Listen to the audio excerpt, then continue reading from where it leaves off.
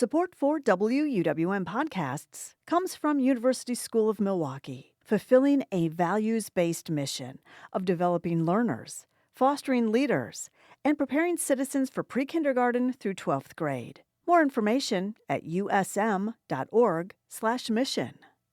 You're listening to Lake Effect Spotlight from WUWM, Milwaukee's NPR station. Here's one of our favorite conversations about what's happening in the city. Beyond Our Senses is a new nature documentary that gives you a bird's-eye view of the world of bank swallows. The 30-minute film follows thousands of bank swallows as they migrate to Lake Michigan's Bluffs in the spring. It explores how the small birds navigate the breeding season with their unique vision and flight abilities. David Busse is the director behind the film and a Milwaukee native. He joins Lake Effect's Xcaret Nuñez for this month's Chirp Chat to talk about bank swallows and the making of the film. Before we dig into talking about all things bank swallows, I'd love it if we could go back to the very beginning. Walk me through how you got the idea to make this film. One day I was at Sheridan Park and I walked out to the edge of the bluff and I saw thousands of birds swirling. And I was not a bird guy before this, so I had no idea what they were, but I was just fascinated by the fact that so many birds seem to be thriving so close to the city of Milwaukee. And after that day, it just stuck with me. I always had the idea to return and to create a documentary about it, but it was a couple years later that I eventually came back and started filming. And what I thought was just going to be a day or two of filming ended up turning into a summer, and then eventually a couple summers of filming, editing, and eventually landing on a 30-minute documentary. Like when I started, I thought, this was maybe going to be 5 minutes, and then it just slowly evolved as I became more and more interested and fascinated with everything that I was seeing. You said that you weren't a birder before starting this film. I'm curious, what's your relationship to birds or birding now? Yeah, well, it's interesting because now when I think back, I was always fascinated by birds, but it was always in little moments instead of just feeling connection with them as a whole. Yeah, I mean, I definitely love birds now. The bank swallow, I guess, maybe was my spark bird. I mean, it makes a lot of sense what you're saying. That curiosity led you to wanting to learn more about bank swallows. So before we keep going, for listeners who aren't familiar with bank swallows, can you describe what they look like? Yeah, so bank swallows, I think, are really a very plain-looking brown bird. Their wings are brown, most of their head is brown, and then their chest and neck is white, and then they have a signature brown tie that goes down their chest. I mean, I think, they have about a 10-inch wingspan, and they weigh half an ounce. Oh my gosh, so tiny. So what do bank swallows eat? Bank swallows eat insects, lots of them. An adult typically eats about 1,000 insects a day. And then when they're raising their brood, each adult has to capture about 3,500 insects a day. Wow. That's a friend I'd want to have around me. So yeah. I can never need to have a bug. Yeah, well, that's what's interesting. Lots of people want to chase away barn swallows, but if you don't like mosquitoes, you should keep those barn swallow nests around you if you don't want the bugs.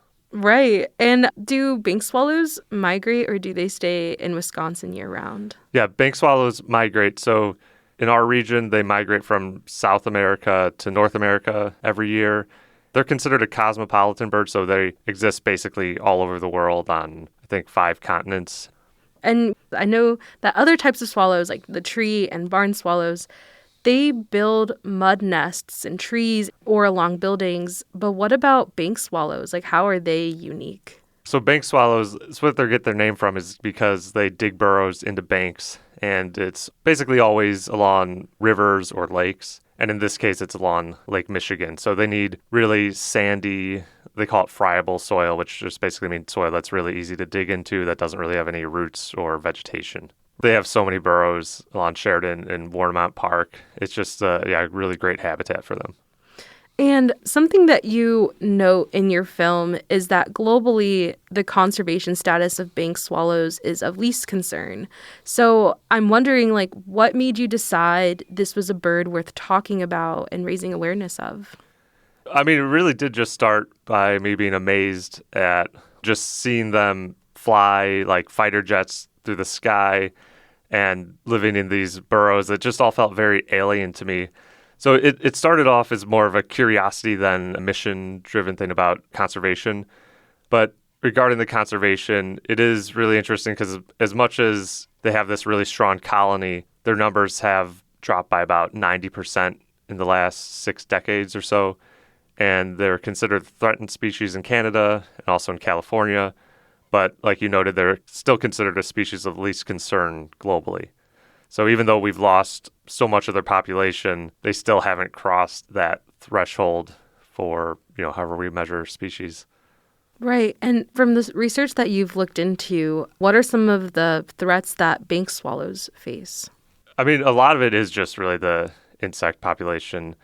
They might be considered an indicator species where as the insect population has declined, so has the population of all aerial insectivores. So bank swallows, along with anything that hunts insects, their populations are declining. One of the threats, too, to them is that they basically more or less need erosion to live. Like, they've done studies in California where they did some bluff remediation along the coast, and bank swallow population wasn't doing too well. So then they removed the bluff remediation, basically allowing the bluff to erode more. And then the bank swallow populations rebounded. So it's this interesting tension where, we generally see erosion as like a bad thing, but bank swallows, they need erosion for their habitat. But as much as like their population has been declining, like their habitat generally seems to be okay because they live in all these in-between places where humans can't really do much with. Like, even they live along riverbanks where it's eroding and, where it's hard for us to build things. So, I mean, I think the biggest thing that we can do is try to, help the insect population to rebound. So anything you can do to use less pesticides in your lawn, or something people can do to provide them with habitat, is to actually build a nesting wall. It's basically a giant bird box, but instead of just one nest, you could have up to 40. I'm Lake Effect's Xcaret Nuñez speaking with David Busse about his documentary on bank swallows called Beyond Our Senses. So I want to move on and talk about the making of the film. You show so many different action shots and really make audiences feel the point of view from the bank swallows. Why did you decide to tell their story this way? I had about 40 hours worth of footage, and I really just wanted the audience to feel the fascination that I felt when I was like watching them. And I thought that trying to bring them into their world, to me, what felt like an alien place where they lived along the coast of Lake Michigan, but also, what are their perceptions that allow them to capture 3,500 insects a day? Well, it's not like we could ever do that. So what is happening in this bird's mind that's allowing it to capture that many insects? Basically, it all just comes down to how it's wired, how it's programmed, how it perceives the world and processes the world. It evolved in a way where if we were to drop ourselves into their minds, like, it would just be like you're in a parallel universe. So I just wanted to dig a little deeper into their lives and their world. So I'm wondering, as someone who wasn't really a birder before making this film, how did you learn so much about bank swallows and know what information to share with viewers? Yeah, well, that was a long journey. It was basically, I captured, what amounted to about 40 hours worth of footage. And as I was watching it, I still didn't really understand their behavior. So I got a lot of my information from the Cornell Lab of Ornithology. After that, though, there was still a gap with their perceptions. So one of the most fascinating parts of their perceptions to me was something I actually found in a research paper, how all swallows have 4 distinct areas of focus in their vision. And when I found that research paper, I eventually reached out to one of the authors of the paper, Dr. Luke Terrell. I feel like I basically became his student, where I was just like, I probably asked him what felt like 100 questions, and he answered them all in detail. I was really deep in research it was probably about 2 years of, researching it in the free time I had. So, what was the most challenging part about making this documentary? Yeah, so my day job is I'm a senior video producer at the ad agency CI Design. And then, I went to University of Wisconsin-Milwaukee for film. So I've made a variety of short films, music videos, and stuff like that over the years, but this is easily my most ambitious project. I did make another nature documentary right before this one called Snowstorm, but that was much more simple. I was at Bradford Beach one day during a snowstorm, and I saw gulls and ducks just navigating this storm, and I filmed it for about an hour, then edited it together into a 5-minute video with just music and no voiceover. Yeah, that's what I thought this was going to become. So when I started diving more into the story and trying to develop into something, I felt like I was in way over my head. So one of the big challenges for me was to figure out how do you take this research-heavy, this science-focused topic and make it engaging. And I was really struggling with that. I got a lot of feedback from a lot of different collaborators throughout Milwaukee. It was all very helpful, but I was still struggling with it. So I ended up reaching out to a writer with National Geographic. His name is Jack Chapman. And he helped me to take the script from something that felt science-focused and dry to something that was really emotive and story-driven. So I would say for me, trying to create an engaging story out of it felt like the most challenging part of it. Yeah, and in the film, it primarily focuses on the breeding process of bank swallows. Something that stood out to me was the nest action. Oh, yeah. Like, how did you get video of what was going on inside a bank swallow's nest? Another challenge was that I had no way of capturing nest cam footage in Milwaukee without causing serious erosion and likely killing a bunch of swallows. So after I talked to the National Geographic writer, it became obvious that I really needed this footage in order to finish telling the story. And basically, I found that on YouTube, there was a live stream coming from the country of Ireland of the sand martin, which is just their name for the bank swallow. And I got in touch with them, and they were gracious enough to allow me to use the footage. And after they allowed me to use the footage, some real serious drama happened in the nest where basically they had a clutch and there was an attack by another bank swallow in their burrow. And then they went from 5 eggs to 2 eggs, but then luckily those 2 eggs both hatched and they were able to fledge. It ended up being this collaboration with this place called Harper's Island Wetlands in Ireland, where they had this nest cam set up because they have an artificial nesting wall, probably like 15 feet wide by 10 feet tall. It's got about 40 artificial burrows and nests in it, and then they just have a camera in 2 of the nests. So now they're using this artificial nesting wall, so it works out as both a habitat for them and also just like a great thing for visitors in the summer to be able to view and engage with when there's less activity on their preserve. It's so interesting to hear how the work that went into this documentary spans like so many different places in and outside of the U.S.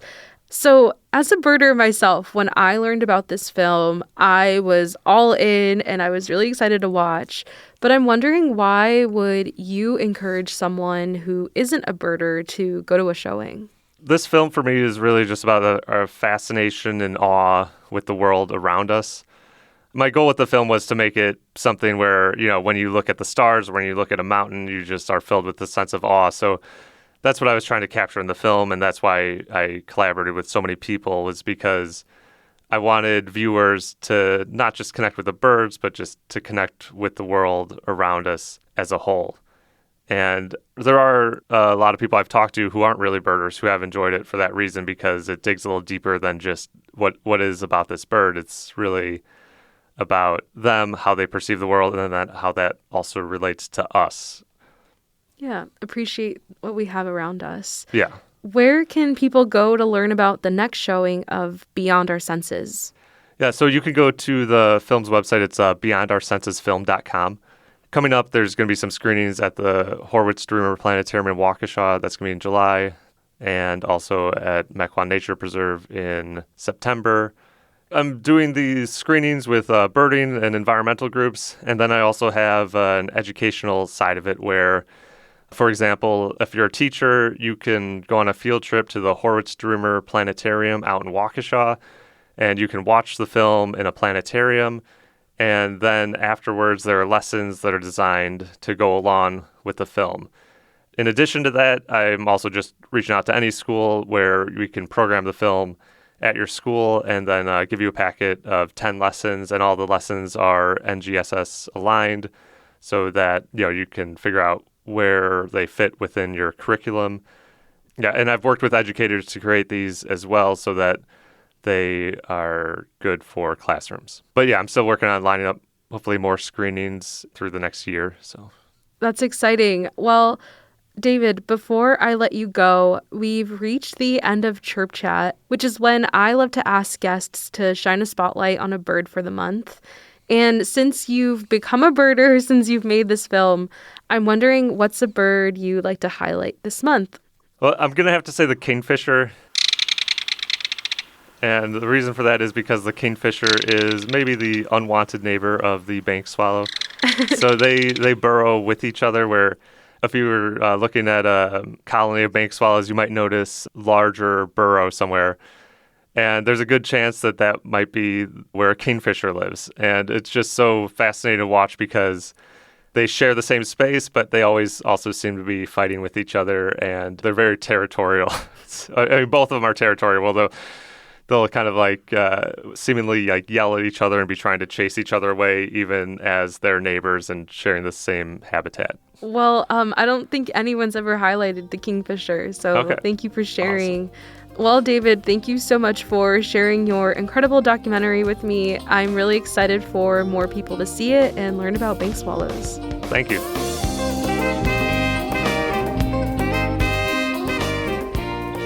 David Busse is the director and producer of the documentary Beyond Our Senses, Bank Swallows. He spoke with Lake Effect's Xcaret Nuñez for this month's Chirp Chat. You can find upcoming screenings of the film at beyondoursensesfilm.com.